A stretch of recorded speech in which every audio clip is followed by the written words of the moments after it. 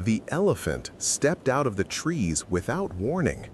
Marcus Webb stopped his land cruiser in the middle of the dirt road, heart pounding, hands frozen on the wheel.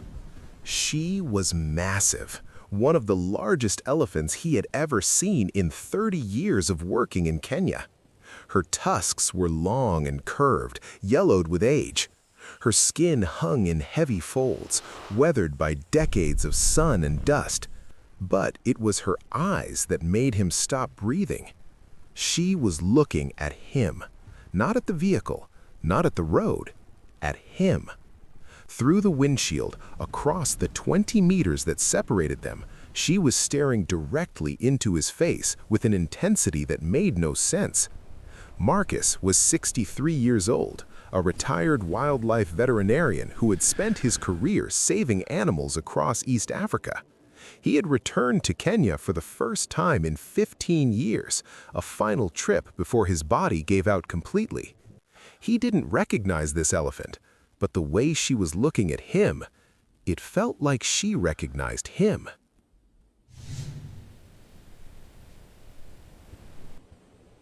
The elephant began walking toward the vehicle, not charging, not threatening, walking slowly, deliberately, her trunk swaying gently with each step. A calf has been found, Marcus knew injured, he should dying. reverse, put distance between himself and a wild elephant approaching his vehicle. A calf That was has the protocol. been found, That was survival. injured, But something dying. held him in place. I need to She move stopped now. 5 meters from his door, close enough that he could see the individual wrinkles around her eyes, close enough to hear her breathing, deep, steady, ancient. Her trunk rose slowly into the air. It reached toward his open window. Marcus didn't move.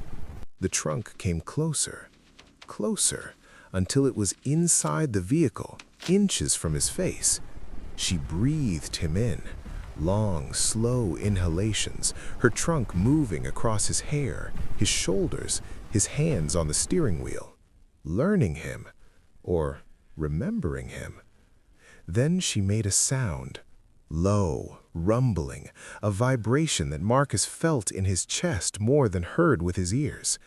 And somewhere deep in his memory, something stirred. 30 years ago, Marcus Webb was not a retired man on a final journey.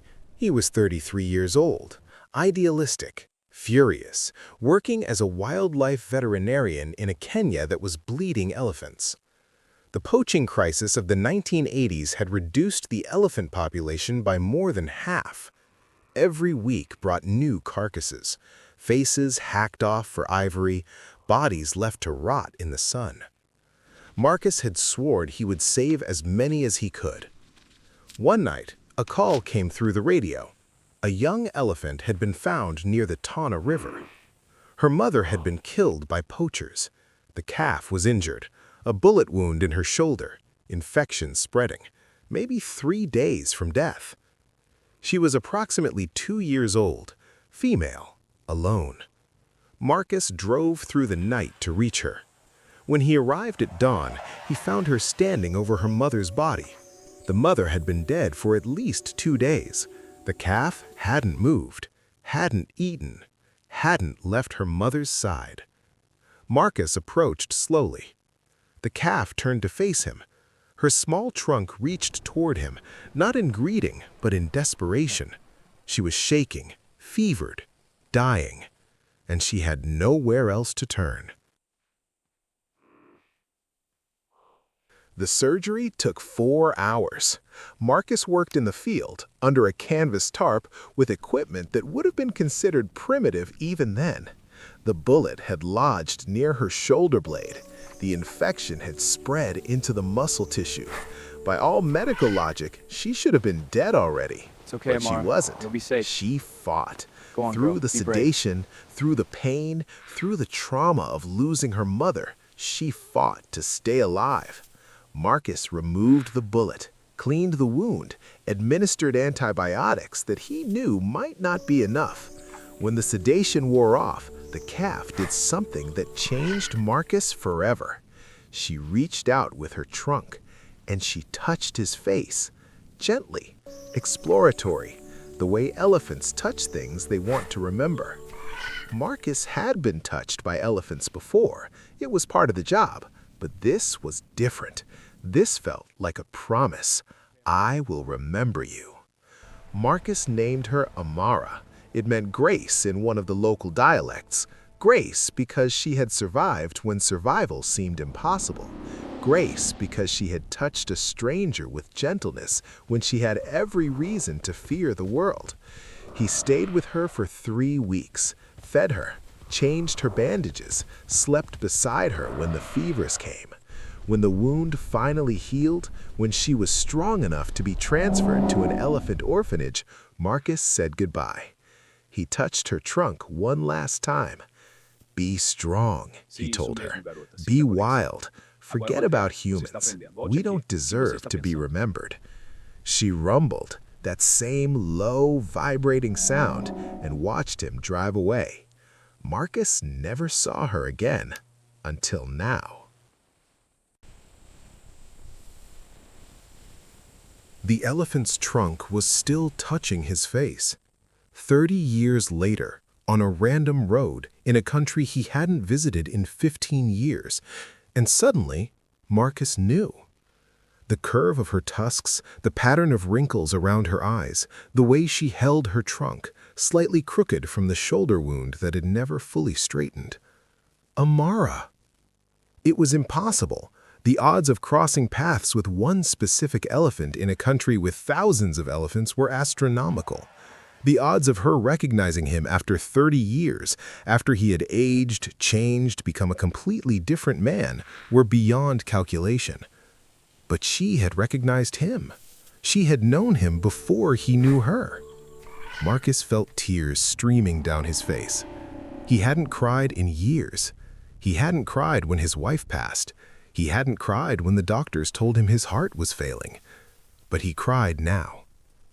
Amara, he whispered, is that you? She rumbled again, louder this time, her trunk pressed more firmly against his cheek, his hair, his shoulders, learning him all over again, confirming what she had somehow known the moment she saw his face through the windshield. Yes, it's me. I remember you. A sound came from the trees. More elephants emerged. 1, then 2, then 5, then 12. Go on, girl. Be brave. A full herd moving toward the road where Marcus sat frozen in his vehicle. They surrounded him. Massive bodies on all sides, trunks reaching toward the Land Cruiser, toward the windows, toward the strange human that their matriarch was touching with such tenderness. Marcus realized what he was seeing. Amara hadn't just survived. She had thrived.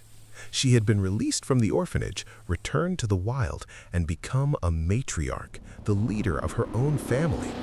These were her children, her grandchildren, 3 generations of elephants that existed because one bullet was removed on a hot day 30 years ago. One of the younger elephants, a female, maybe 15 years old, pushed forward through the group. She touched Marcus's arm with her trunk. Then she touched Amara. Then Marcus again, like she was trying to understand the connection. Who is this? Why do you touch him this way?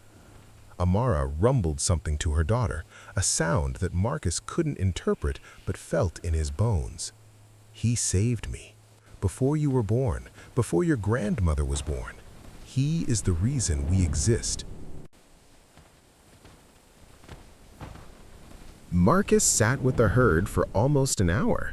He didn't try to leave. Easy now, he couldn't Amara. have if he wanted to. They had surrounded his vehicle completely. Not threatening, just present. One by one, the elephants approached. Each one touched him with their trunk.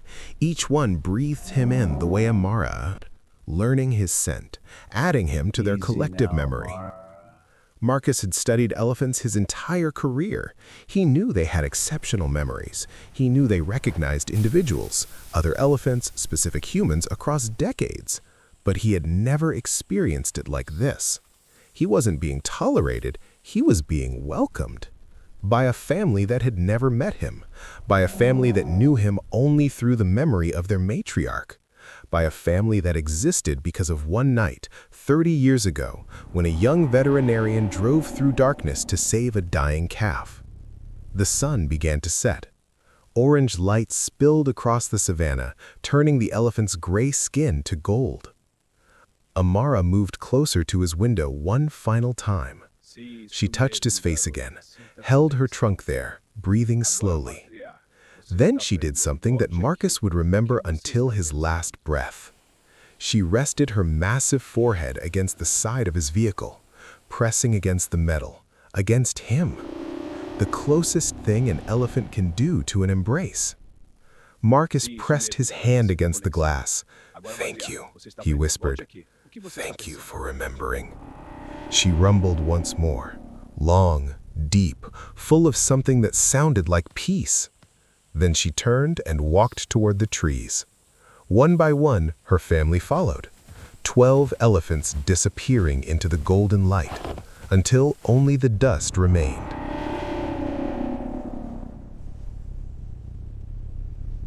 Marcus sat in his vehicle until the stars came out. He didn't drive, didn't move, just sat in the silence of the African night, processing what had happened. 30 years ago, he had saved a dying calf because that was his job, because it was the right thing to do, because he couldn't look into those desperate eyes and walk away. He had never expected anything in return. He had never expected to see her again. He had never expected to learn that she had carried him in her memory for 3 decades, through her release, her freedom, her motherhood, her rise to matriarch, through everything. He had been forgotten by so many, colleagues who moved on, friends who drifted away, a profession that no longer remembered his contributions. But not by her. She had remembered. Marcus returned to that same road every day for the next week. On the 3rd day, Amara's herd appeared again. They surrounded his vehicle, touched him, breathed him in, like they were confirming that he was still there, still real. On the 5th day, one of the youngest calves, barely a year old, approached his window. It reached its small trunk toward him with the same gesture that Amara had made 30 years ago. Curious, gentle, memorizing. Marcus touched the tiny trunk with his finger. "Remember me," he said softly. "Or don't. Either way, I'll remember you." The calf's mother, one of Amara's daughters, watched from nearby. She didn't intervene. She let her child learn the strange human that the matriarch had taught them to trust. 4 generations now, 4 generations of elephants who knew Marcus Webb, who would carry his scent in their memory, who would pass the knowledge down to calves not yet born. There was a man. He saved the one who leads us. He is part of our story. On his last day in Kenya, Marcus drove to the road one final time. He didn't expect to see them. Elephants roam vast territories. The odds of another encounter they were waiting for him. All of them, the entire herd, standing at the edge of the road, as if they had known he would come. Marcus stopped the vehicle, got out. For the first time, he stood outside, on the ground, with nothing between him and the elephants. Amara approached. 60 years old now, gray and weathered and magnificent. The same calf he had held through fever dreams 30 years ago. The same elephant who had touched his face with gratitude before he drove away. She stopped in front of him. Her trunk rose. She touched his chest, right over his heart. The heart that was failing. The heart that had maybe a year left. The heart that had brought him back to Africa for one final journey. She held her trunk there for a long time, as if she knew, as if she was saying goodbye. Marcus placed both hands on her trunk.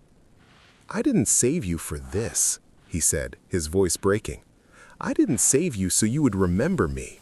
I saved you because you deserve to live, because every life matters, because—" He couldn't finish.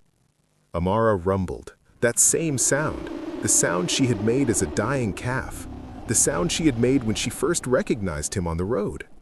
I know why you saved me, but I remember anyway. She touched his face one last time, then she turned and walked toward her family. Marcus watched them go. 12 elephants, 4 generations, a lineage that would continue long after he was gone. He had spent his life saving animals. He had never known if it mattered, never known if the ones he saved remembered or cared or carried anything forward. Now he knew. It mattered. It all mattered. Marcus died 8 months later, peacefully in his sleep, with a photograph beside his bed, a picture someone had taken on that final trip. Marcus standing on a dirt road surrounded by elephants, one massive trunk resting against his chest. He had told everyone about Amara, about the herd, about the calf who remembered him across 30 years and taught her entire family to do the same.